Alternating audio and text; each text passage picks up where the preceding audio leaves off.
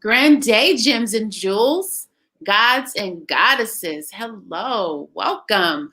I'm your host, Corinthia Peoples, and this is Power in My Pivot. Power in My Pivot is a live broadcast where we discuss how ordinary people such as you and me become extraordinary and in our own right. And through the power of pivoting, turning, and changing, moving our lives from the prescribed direction of mass societal roles and conditions. This is a show for men and women, kings and queens, dukes and duchesses, and just everyday people. The time has come for us to control our narrative and remember who we really are, and to set the stage to lead by example. On today's edition of Power in My Pivot, we will have a discussion with our guest, Mark Bolzern, and demystify the widely and wildly buzz of digital currency. We're going to talk digital currency, the craze of Bitcoin, and what is cryptocurrency? What is this? What is this new thing? So stay tuned. I'll be right back.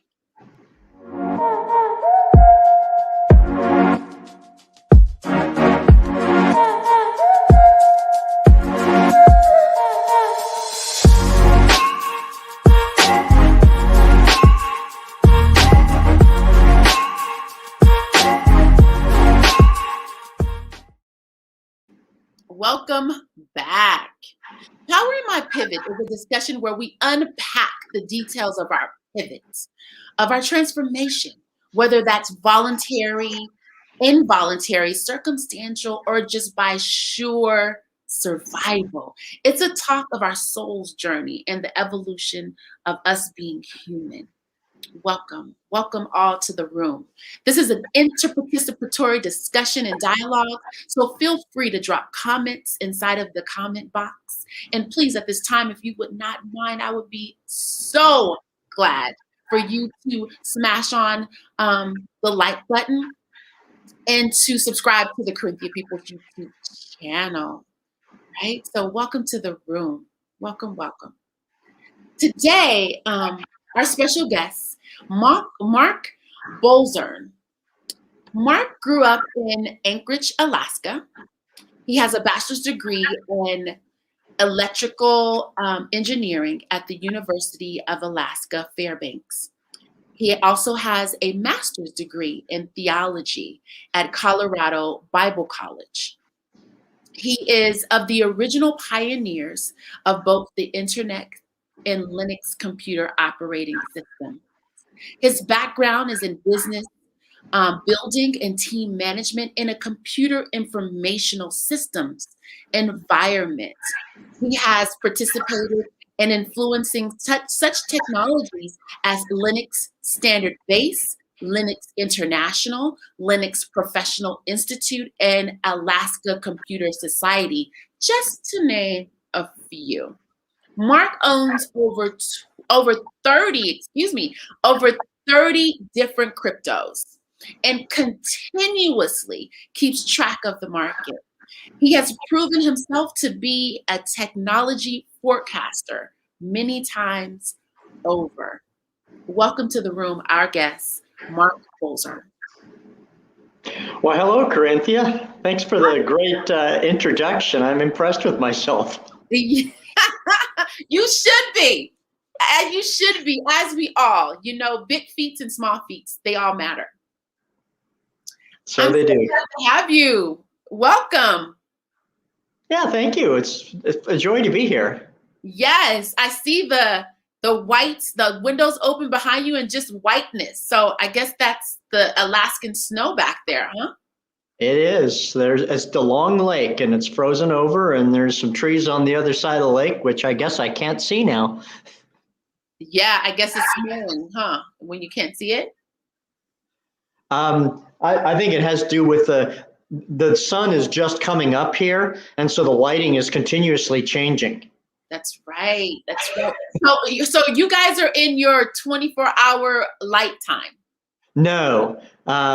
Actually, in Anchorage, it's never 24 hours dark or 24 hours light. That's further north. That's about 400 miles north of Fairbanks, if that's the case. Oh. And even when it is the case, it's only the case for about 2 months. Oh, wow. Here in Anchorage, our shortest day is sun up around 10:30, sundown around 3:30. Wonderful. Wow. So sundown 10:30 p.m. No, our shortest day is sun up about 10:30 a.m. and sundown about 3:30 p.m. And our longest day is sundown at about midnight and sun up at about 3:30 a.m. Wonderful. Wow. So it never actually gets dark on those days, but the sun is actually over the horizon. Wow, that sounds like some interesting living, Mark, to say the least. It is. Some good eating, some good fish eating. Yeah, salmon is definitely good eating. The Copper River Reds are especially good. Kenai Silvers. Yeah, good food. Good food. Wonderful. So Mark, so you came here into the space to talk to us about this digital craze, this new technology that's like worldwide, not just in America and the United States. This thing is like huge. Mark, help us to become comfortable with the term cryptocurrency. What is Bitcoin? Well, the term cryptocurrency, the word crypto, the first part of it comes from cryptography. And I don't know if you remember the story about the German submarine that they stole the coding machine off of, and that's what allowed the Allies to win the Second World War, because the Germans were sending encrypted messages to their commanders and troops around the world, and as long as it was a secret, the Allies didn't know how to counter it. But once that code was broken from the code machine that they stole, they then were able to counter all the Germans' moves, and that turned the war. Well, cryptography is the basis of cryptocurrency, and that's why it's called cryptocurrency. There's a private key and a public key, and the public key is for public consumption. The private key belongs to the individual who owns the particular cryptocurrency. Bitcoin, for example. There's a slogan: your keys, your coin, not your keys, not your coin. And this is a war between centralized and decentralized. And centralized is kind of like power corrupts, and absolute power corrupts absolutely. Well, as we have seen throughout world history, one government after another has become corrupt. One capitalist organization after another has become corrupt. One, anyone who would take control of an area would then try to increase their control and take the goods from those that they rule to, in turn, do battle and then take the goods from those that they conquer. And this has been an ongoing human saga that spirituality on this earth needs to change to where we take care of the things around us because those things take care of us too. And it needs to happen throughout all levels of society. And Bitcoin is the first, by design, truly honest money. Interesting, because Bitcoin originally was considered the dark web type of funnel, if just as a metaphor, right? It was considered like criminalization, where crime was able to put money. Can you bring us through that piece? Oh no, that was the other thing, the Skid Row, right? People, whenever a new technology comes into existence, people tend to ignore it, and then they ridicule it, and then they fight against it, and then they adopt it, and then they claim to rule it. And that's the stages that Bitcoin has gone through, like any other technology. Personal computers went through that. Smartphones went through that. Every new idea goes through that because people don't want to change. And organizations who have power don't want what their power is built on to change. So Bitcoin was first developed by Satoshi Nakamoto, a pseudonym for a person or a group. And we don't know who he is, and it doesn't matter, because in Bitcoin, we can trust the source code. We don't have to trust the person. Well, that's a mental shift for people.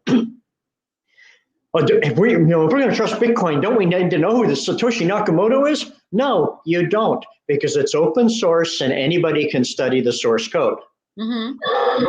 The source code tells how it will operate when the miners execute that source code, when the wallets execute that source code on behalf of you and exchanging your Bitcoin with somebody else.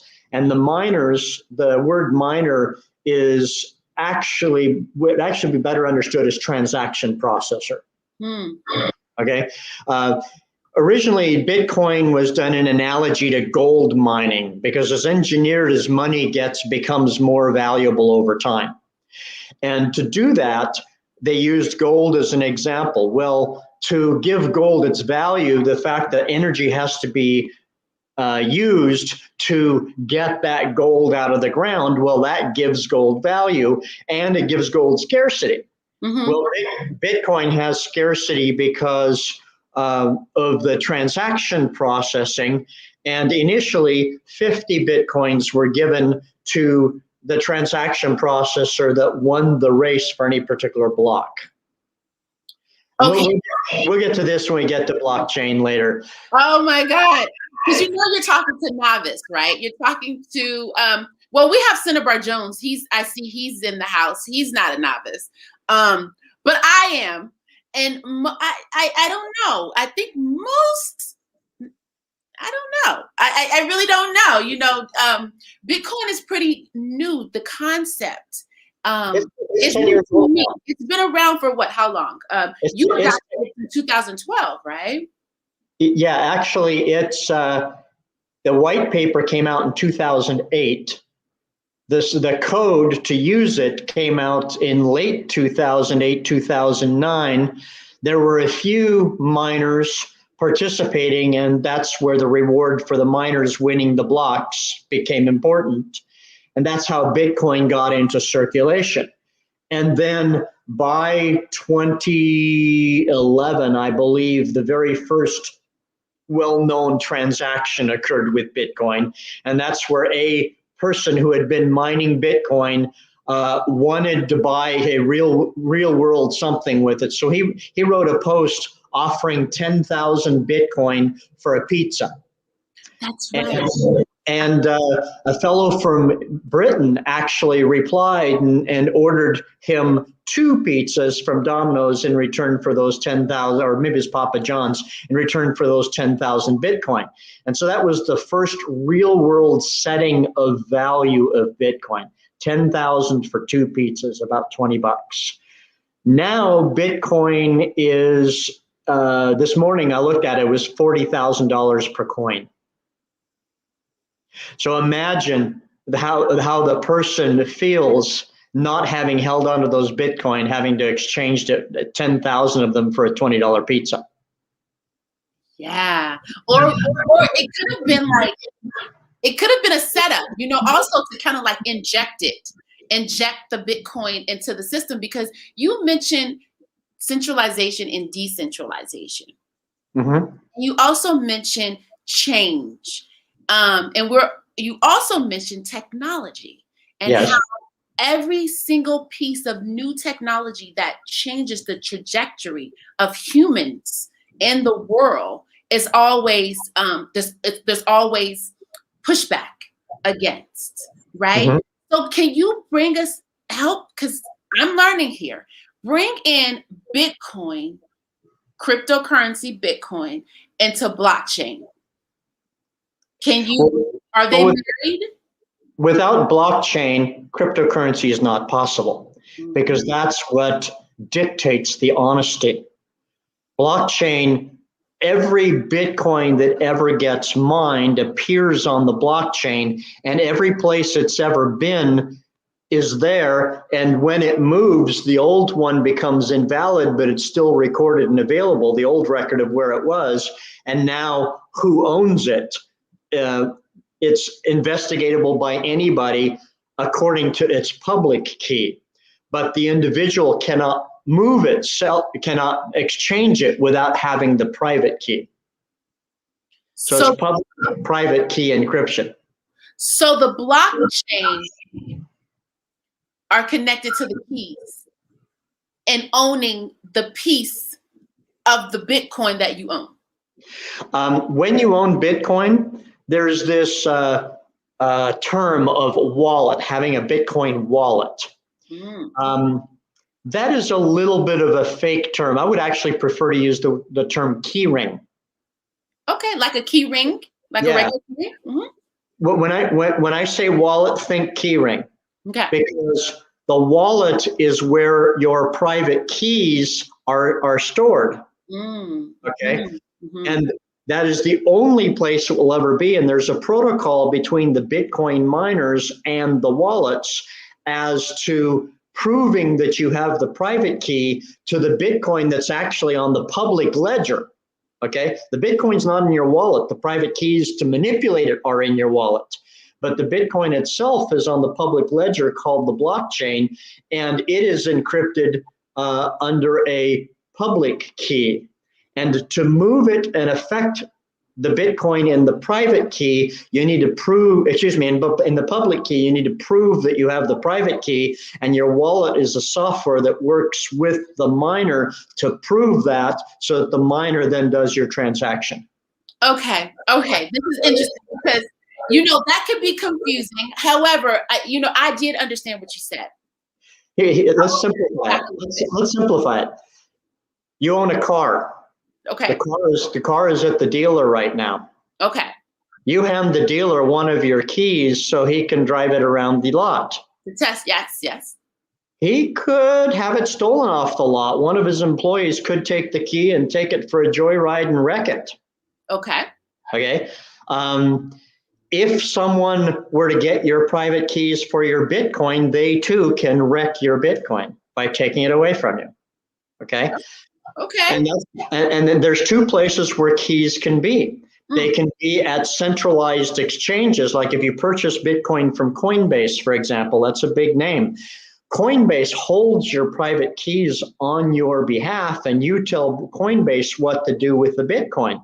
But that's no better than dollars, because Coinbase at that point is effectively the bank with holding your dollars. Right. And if the government wants to tell Coinbase that they want to take your dollars away, or if they decide you're not you and you got to prove you're you, you can't touch your Bitcoin because they've got control over it.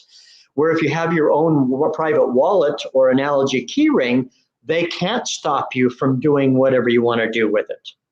Okay, wait. I gotta back this up.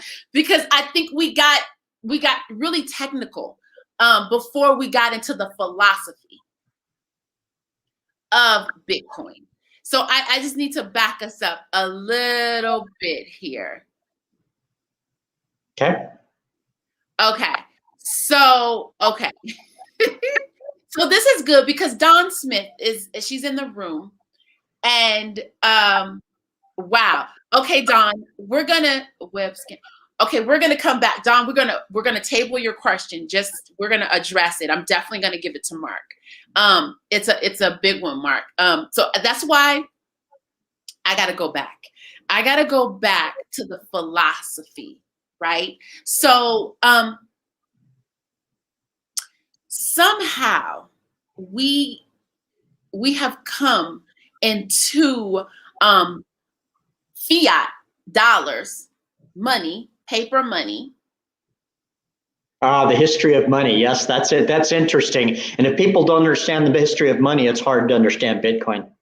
See, so I think that's the piece that we need to just touch on, right? Because we've morphed from this money, because Bitcoin is a monetary system.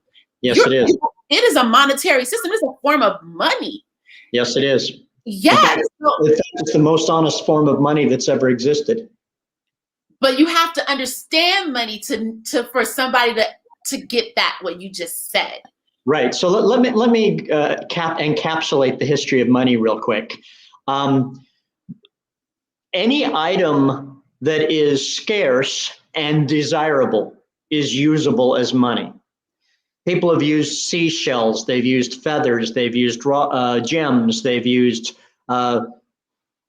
pretty much anything that's rare in a particular area will be desired by others that are around you, which means they'll exchange something they have for it, which lets you use it as money. Mm-hmm. And then for about 1,000 years, gold became the standard for money. Mm-hmm. And it was gold coins, where the coin had the value that, it was stamped by the Roman government, say, and you knew that coin had that value, so you would exchange goods for it. And then for that gold coin, we're talking about the gold standard. How I'm talking about gold, specifically minted gold coins. Yes. Okay, as opposed to raw gold, where you have to figure out how pure it is, how much of it are you getting. That's a little more difficult, but it is still a real substance being exchanged for something. But they decided gold was too easy to steal and get away with.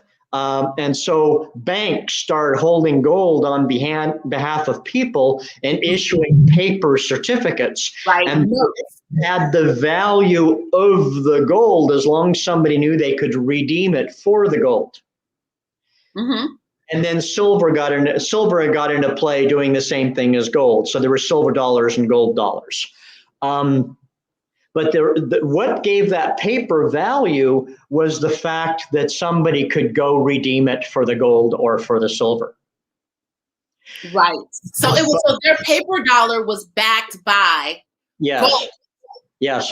But in 1972, it was devalued before that, to where suddenly your dollar bought less gold than it bought before. Wait, but That was, just stay on the history of money. Just stay. yeah, I am.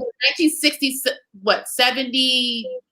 So 72 was when it was taken off the gold standard completely. But before that, it was devalued once or twice to where the dollars you're holding are actually worth less gold than they were, during Roosevelt's time. They fixed it to $20. Okay. $20 for an ounce of gold. Okay. And So then then it was backed by the gold standard. The dollar bill, the $1, $5, $10, $20, $100 bill was backed by gold. Then it went off of the gold standard in 1972. Is that right? First it became worth less gold. Some centralized authority decided your dollar bill was worth less gold than it had been before. Okay. And then in 1972, they abandoned the gold standard completely. That's where, okay. So no more is the dollar was no more at that point backed by gold. So what they printed on the Federal Reserve note was backed by the full faith of the U.S. government. I don't know how much faith you have in the U.S. government, but I don't have much faith in the U.S. government. Okay, hold on. Pause right there. So we went from the dollar being backed by the gold to it moving forward to the dollar being backed by the faith in the government to issue dollars as fiat. A capitalistic way, like you could earn them, you could trade them. The word fiat means it shall be. And so the government basically prints this paper and prevents forgery, so more dollars don't appear, because if more dollars appear, it become worth less, right?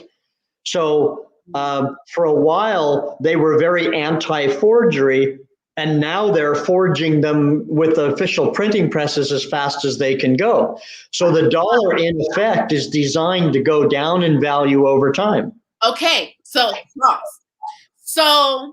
this is the evolution of fiat money. That's where we're at right now. So from it going from gold, from being backed by gold, to being entrusted, to our government.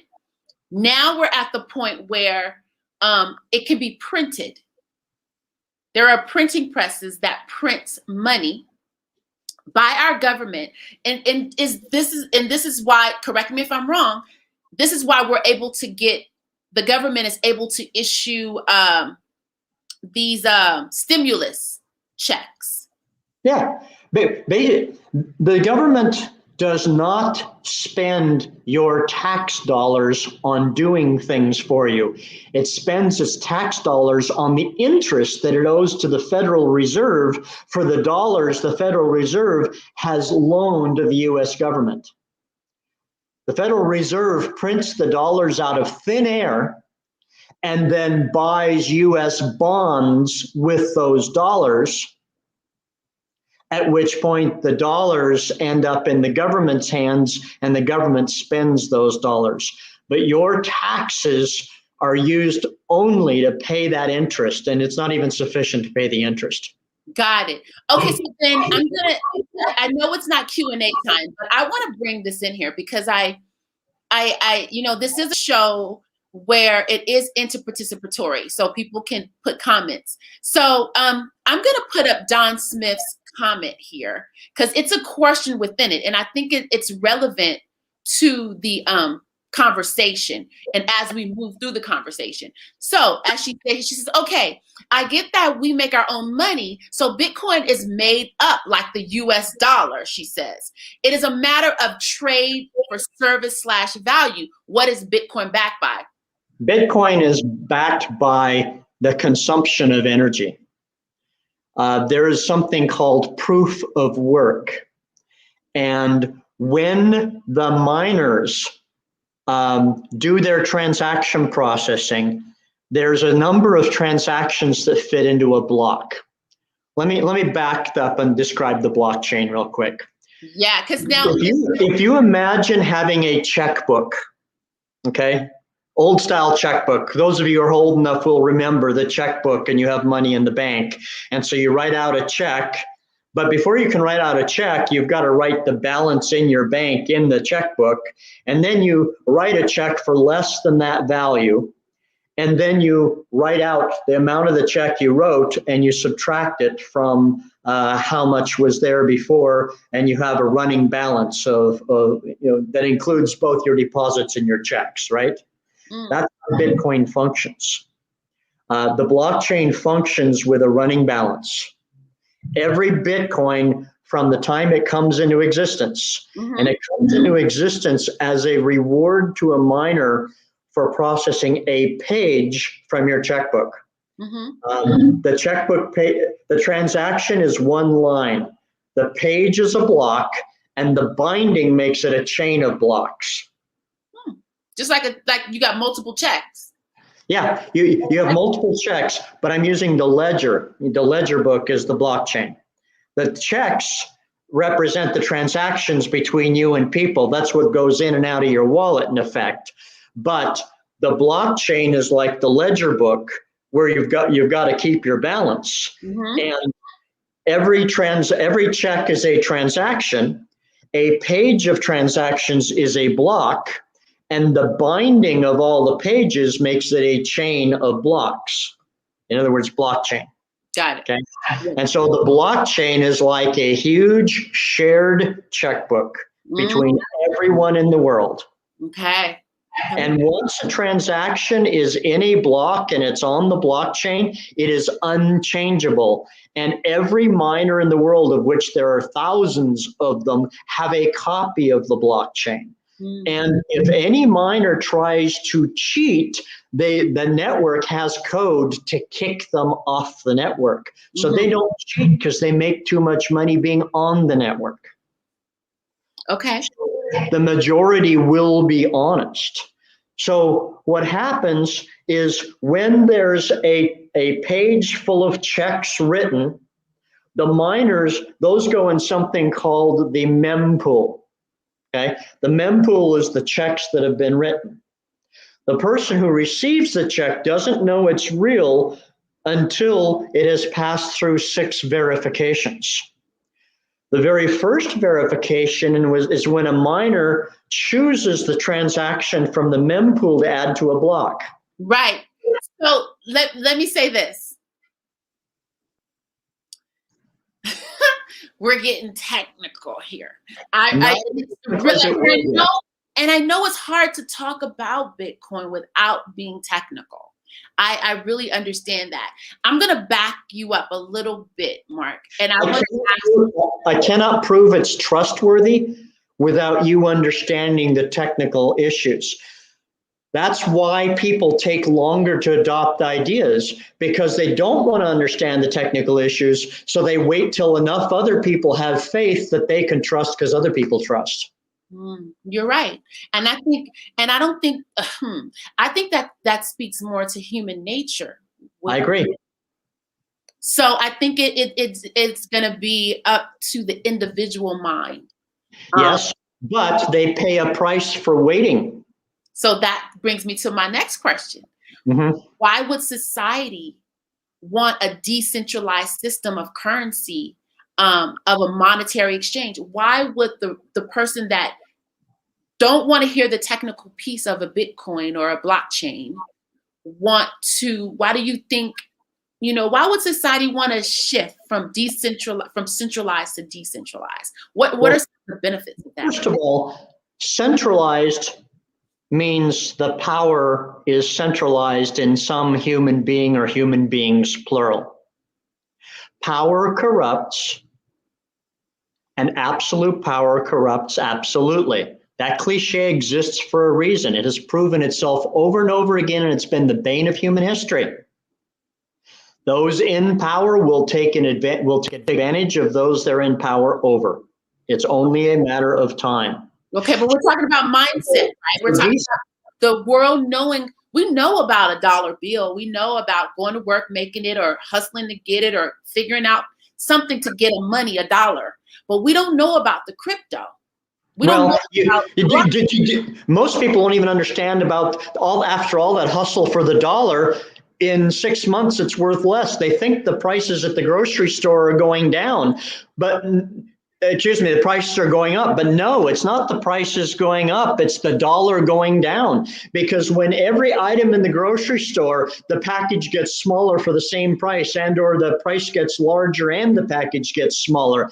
That's when everything has one thing in common. That's the thing that's changing. That's how you do detective work. Right? So then how relate? So you're talking about inflation. Inflation is. Oh, no. Sorry, that's the devaluing of the dollar. Yeah, that's inflation. The dollar is going down. Everything.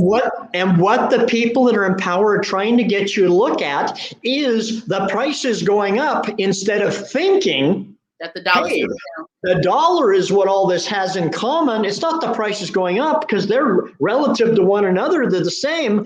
It's the dollar going down. So why would you want to hold something that has less and less value over time? Bitcoin is designed to increase in value over time. Okay, so there we go. That's the conjunction right there. You're saying that the dollar is devaluing. So why keep holding on to the dollar when the Bitcoin, the crypto, the blockchain is on the rise? That's the next wave of technology. Yes, and the reason it's on the rise is because it's designed that way. And people who can't trust that it's designed that way will wait longer before they get on, but eventually they will get on too. Because they will be, everybody will, do you think everyone will be at some point forced to get on? Yes. Like meaning that it will be an adoption of, and not just America. We're talking about the next thing that's going to happen is the central banks in self-defense are going to create central bank currencies that they're going to conflate with cryptocurrencies, but they're still going to be fiat currencies that they can print unlimited amounts of. So they will still be designed to go down, where the decentralized currency, which no one has control of, is designed from the outset to go up. Okay. And Don Smith just said the dollar goes up and down, as has Bitcoin. What goes up and down is based on what is your point of reference. If Bitcoin, meaning Bitcoin is going up and down. She's right. Bitcoin is at 40. It is if your point of reference is the dollar. If you think the dollar is steady, then the euro goes up and down, the peso goes up and down, the yen goes up and down. If you consider the yen is stable, then the dollar goes up and down. If you consider Bitcoin is stable, the fiat currencies go up and down. The volatility depends on what you use as a reference. Now, since the world does use the dollar as a reference, I'll grant you that the short-term volatility of Bitcoin does look up and down. But if you do an average of all Bitcoin prices over time, and you do a curve, you will see a fairly steady move upwards against all the other currencies. So if you use a time frame of 3 to 4 years, then Bitcoin has, no matter, even if you bought it at its very peak, by the time you wait 3 or 4 years, it has exceeded that peak. So it has gone up, and the volatility, that's simply useful for being able to get it on the cheap if you happen to see it low. Oh, so you're looking, see, that's a whole nother mindset right there. Gem drop, you're looking at it as being the volatility meaning the up and down curves of this Bitcoin. You're looking at it as an opportunity to buy it, not as a risk. Correct, because over time, it does go steadily upwards. There has never been a time, from the very beginning of Bitcoin, there has never been a time where you couldn't buy Bitcoin at its peak, and if you waited 4 years, that it wouldn't be higher than it was when you bought it at its peak. You only lose if you sell it during the down in between.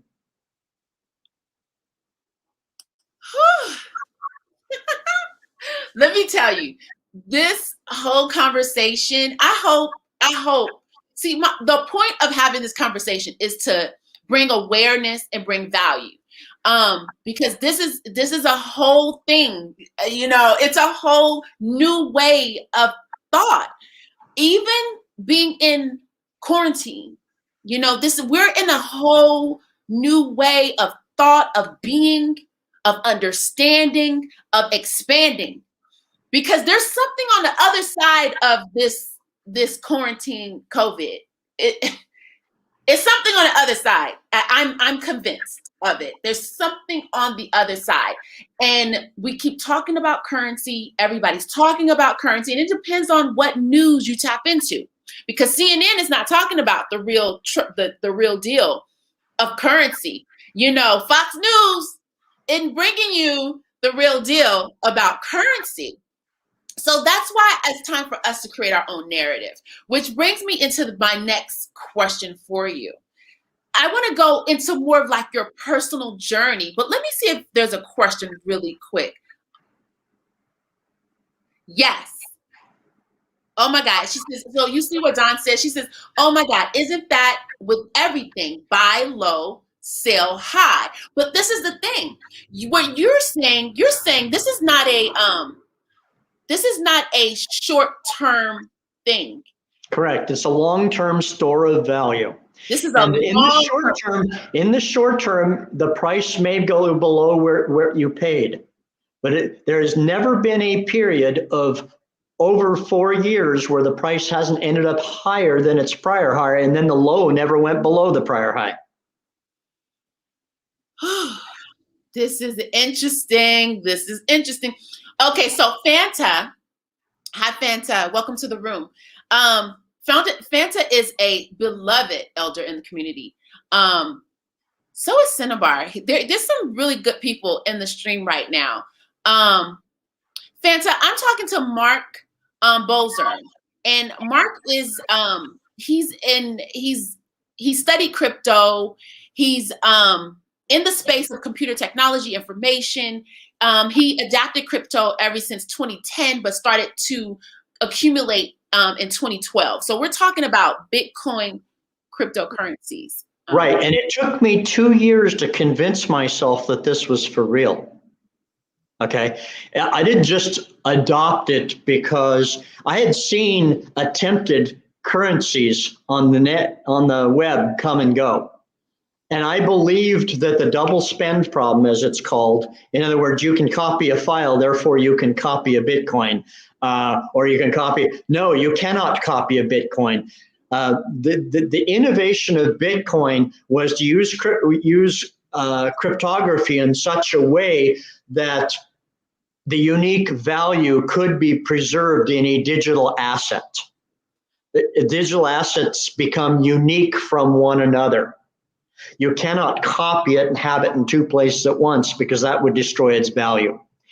And each time I saw a attempt at digital money, like e-gold was a good one because they actually held the gold, but then the US government took them down because they were creating a dollar competitor. But the reason the US government has not been able to take Bitcoin down is because Bitcoin is distributed. There is no entity to go after.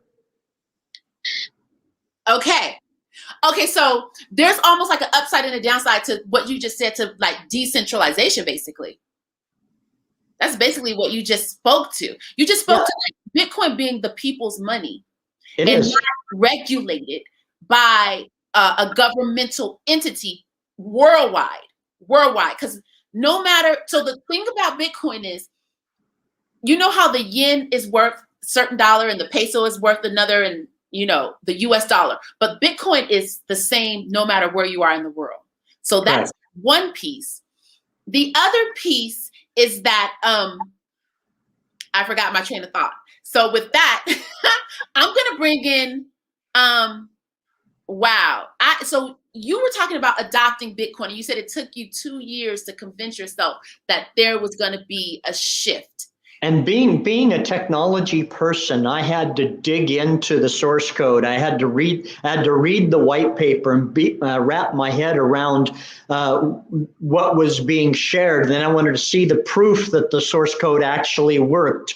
And it took me 2 years to go from, hey, this is yet another attempt of money on the web that's going to fail, to, hey, wait a minute, this is for real.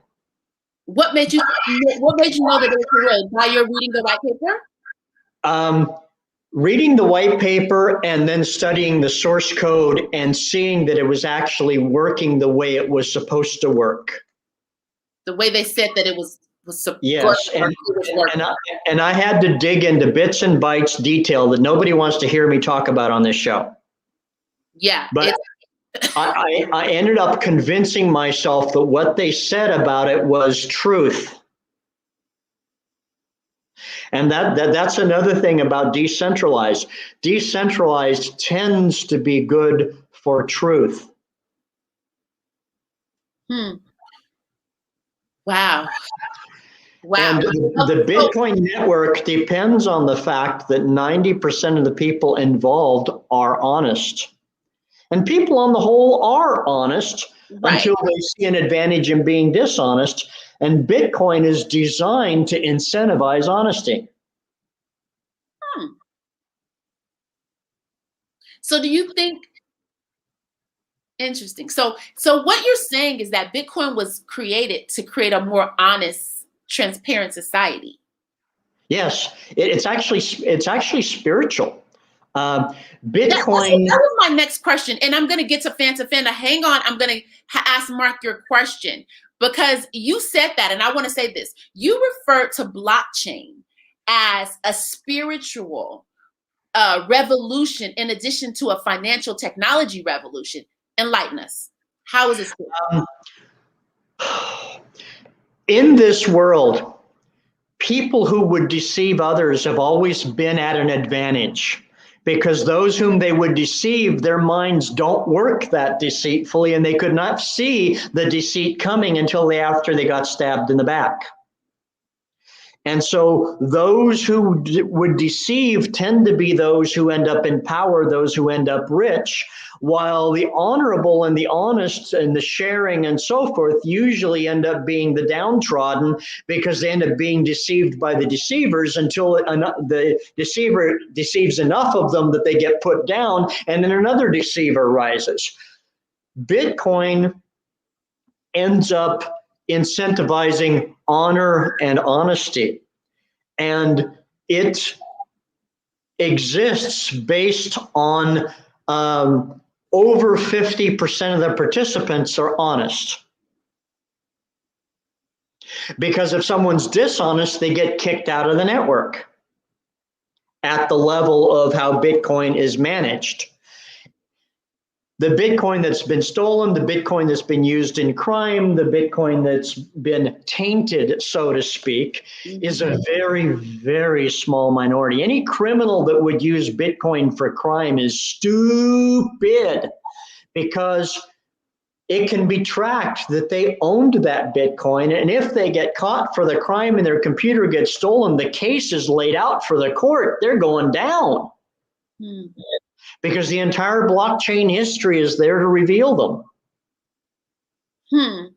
So that whole thing about Bitcoin being used for crime, well, in the very early days, Bitcoin was used for anything. And yes, there were people that bought drugs with it. Well, that got branded as crime. And Silk Road ended up becoming a dark web marketplace. And then that became the entity that got taken to task, and a martyr was made of the founder of it. And then the word was Bitcoin is for crime, Bitcoin is for crime, criminals use Bitcoin. Yeah, that was That's because it was too good. They needed people to not use Bitcoin. So they promoted the negativity about it. So what I'm hearing you say is that Bitcoin is a threat to the fiat currency and the centralization of banking systems. Totally. It's a threat to the existence of governments. Because people can buy into this blockchain. If governments can't pump their fiat down your throat, they can't reduce your value, therefore invisibly taxing you and therefore pay their bills. If they have to deal with honest money, they have to pull back their horns and restrict themselves as to what they do as governments. Governments don't want to do that. Government's the entity that keeps growing. Wow. Wow. So right now, we're living in the world right now where people are becoming millionaires overnight. The stock market is at its highest. All sorts of things. Bitcoin is actually is the stock market at its highest, or is it all the dollars that have been pumped in and how much less the dollar is worth? Okay, that's another way of looking at it.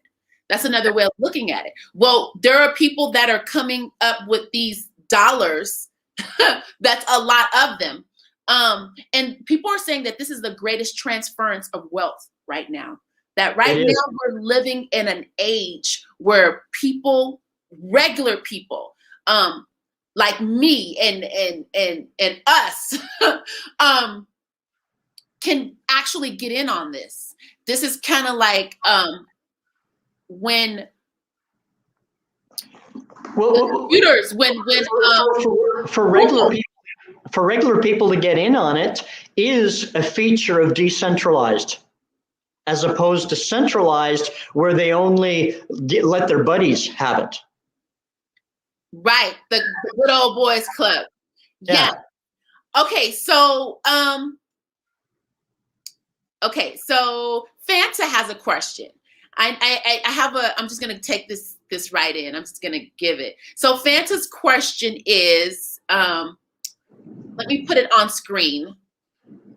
Fanta's question is, can Mr. Bolzern suggest resource references for the layperson? Where can she study more about Bitcoin?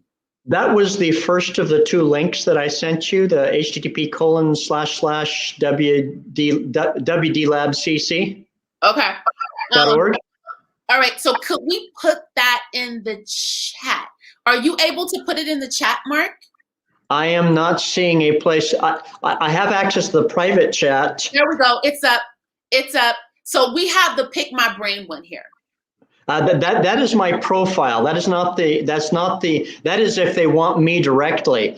Got it. If they want resources, I have created a page which has starting resources on it, and it's http:// Got it. And I sent it to you in email. I don't actually have a place where I can type. Yeah, that's it. Yeah, okay. That is a good starting point. That's a good starting point. Wow, this whole Bitcoin thing is blowing my mind. It's so mind-blowing because even right now, people can get in on Bitcoin, even in a short-term fashion, right? I know it's long-term. It's for the long haul. But yeah. But people, realistically, you have to know the stock market to get in on Bitcoin and make some money and like help you pay, especially in a time where jobs are being no longer, people are being fired, people are losing their jobs. We're going into a serious situation. Can you see how Bitcoin can affect where we are as a people and if we are struggling? I would tend to caution people with the use Bitcoin to make money attitude. Okay. Use Bitcoin to store value. Use Bitcoin for the value that you store going up in value. But if you're using it to make money, it implies that you're going to put money in and then take it right back out, being more than you put in. Well, that ends up getting people into the trading attitude of trying to buy low and sell high, and then banking on their emotions and doing the opposite, buying high and selling low. Mm-hmm. Even if you do that, if you buy high, resist selling low, wait till it's higher. But the only guaranteed time frame I can give you for Bitcoin is 3 to 4 years. So it's not an instant make money. But anyone who has bought some amount of money, some amount of Bitcoin, and has waited 3 to 4 years, has found it going 10 times their value. Wow. Okay. So right now, Mark, the highest Bitcoin has gone is 40K that I've seen it. I personally learned about it in 2017, and I was like, "What is this?" Da, da, da, da, da. But I did look at it, right? So now I'm like, 40K is the highest I've seen it. It's the highest. Do you speculate it going up? And Zeke has you long card. Okay. And there's another question too. Do you what do you forecast Bitcoin going to this year? Just 2021. Are you reading Zeke's comment? I'm reading Zeke's message. Oh, here, I can put it on. I'll let everybody read it. As crime goes. Mm-hmm. Well, anybody who integrates Bitcoin into criminal activity is a fool, because it's only a matter of time before they're revealed and the proof is available to take them to court and take them down. Money laundering, the biggest money launderers are JP Morgan, Wells Fargo, the banks, and they actually have a license to do that. And if they get caught, they get slapped with a fee that's less than they may do it laundering the money. So they're encouraged to continue doing it. Bitcoin, on the other hand, if it gets used for that and somebody is discovered doing it, they're done. They're taken out. So no, money laundering is not simplified in a decentralized network. It's simplified in the dark, which fiat currencies and banking systems specifically supports. And no, the bigger a network it becomes, the more decentralized it becomes. So that question is ill-informed. It's the opposite. So it says also about the popularity of it. Wouldn't it too become too big for a network to remain decentralized? No, it becomes more and more centralized as the network grows. And then the biggest thing for Bitcoin is that it's harder to adopt. But when people that already have bought into the network get the greatest advantage for it, what separates that from, and it kind of ends there. Early adopters are going to get more advantage, but the early adopters aren't today's big fiat players, which means we have a turnover of the power brokers. We don't have these generational wealth people who've been controlling the world remaining with their high values as cryptos take over. We have new blood in charge. Mm. We're actually able to create a new world government that is decentralized, where areas take care of what needs to be taken care of in that area. Good question. And people who have the money end up being all over the world, but they're not the old money players. Okay. I want you to address Fanta's question, because that's a great question, Fanta. Governments provide goods and services in a theoretically equatable way. If the use of Bitcoin will potentially do away with centralized government, how will the most vulnerable amongst us get their basic needs met? Guaranteed. Well, first of all, government doesn't guarantee you anything. And as theoretically equitable as it may be, there's a lot of people that end up losing out, while a lot of people take advantage of the system. So I don't see how the current system is any example of good. Interesting. And as far as Bitcoin, you come up with a service, you come up with something that you can do. What is your dream? What is it that people will pay you for? And ask for payment in Bitcoin. Yeah. And then your money's as good as anybody else's. Huh. Wow. Okay, this has been good. This has been super good. Mark, we're gonna bring you back on at some point or talk more about this. We're at an hour in the show, so it's time for us to wrap up. But I wanna ask you, I'm gonna throw out 5 words, and I want you to tell us what comes to mind. Okay? Okay, I don't do this well, but sure. Nerd. Friend. Friend. Mm-hmm. Homeless. Homeless. Migrant.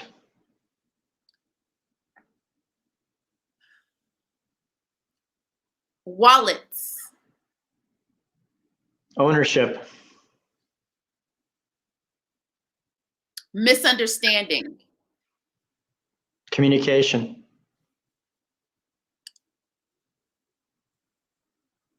Unification. Wonderful.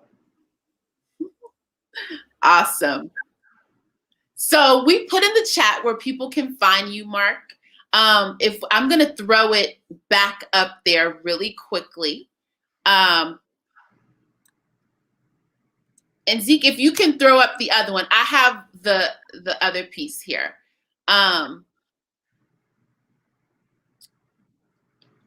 Yes. Yes. Oh, wait, I got to get this one up here. Wait, hold on. With blockchain, we have more transparency in government. This is what Mr. Jones has, and you would concur. I not only concur, I would add to it that we actually need less government with transparency.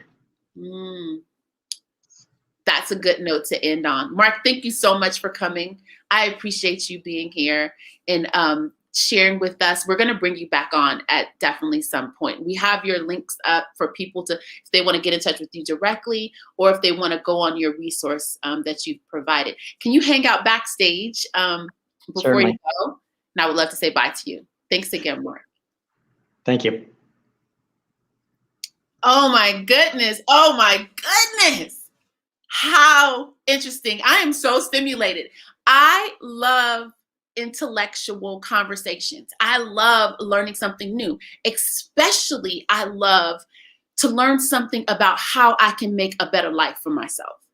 Bitcoin seems to be full speed ahead, baby. We are in and we are on to something new on the horizon. This whole blockchain technology and the things that it's going to be able to bring to us, that it's going to be a different way of living, existing, and being in this world is real. It is real. That's why I had Mark to come on, because I wanted to ask him questions. I wanted him to give his feedback and wanted to share it with all of you. The help tip, we don't only speak about the problem, we also render a solution. And the problem in this piece is the help tip for the week, basically, is research. If you're having an inclination of any sort, whether it be anything that can better support you in your life, research it. That's the help tip for this time, for today, for this week, for this show. Research your inclinations, go on them. It was placed in you for a reason. Do not pass by what you're getting an inclination for. I feel that is God's way. That is the Holy Spirit, the angels, the heavens, the universe, whatever you want to call it. That's that thing speaking to us. So do your research. That is the help tip for the day. What inspired me to do this edition of Power in My Pivot, I just said it. We got a new horizon. There's something new on the other side of COVID-19, and let's be a part of that piece. All right. So Power in My Pivot is a live broadcast that happens every single Saturday at 11 a.m. Pacific Standard Time, 1 Central, and 2 Eastern. Kings and queens, let's pivot from basic to bona fide, and always remember that nobody is better than you and you're no better than nobody. Spoken to me by a wise man, my grandfather. In the meantime, baby, there is power in your pivot. Until next week.